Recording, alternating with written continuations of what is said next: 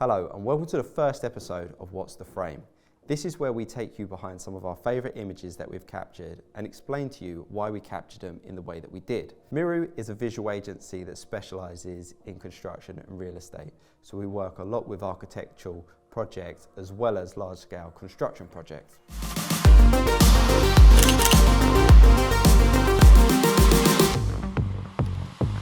So this image that we're going to look at is a shot of the London Stadium that sits in Stratford.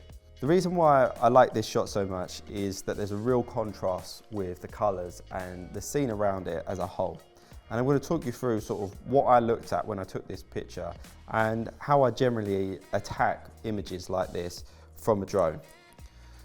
Anything that's, landscape and on a horizon like this, I really like to dissect into 3 areas. And that's a general theme of my photography. So for here, I try to split the horizontal into 3 areas, which is subject, which is the main part of the image in the middle.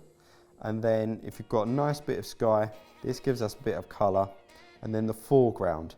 Sometimes with the foreground, there'll be stuff that you'll want to highlight within it, which might add to the image. But for this particular image, there wasn't anything exciting that really jumped out. We've got a school here which we didn't really want to shout about, and there was an old production studio here for an old TV channel, which I wasn't too bothered about showing either.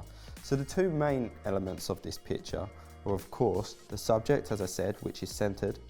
You've got this spiral here, which I quite like, that just sort of leads into the top third, which is the sky. It gives a nice contrast between a blue and a yellow.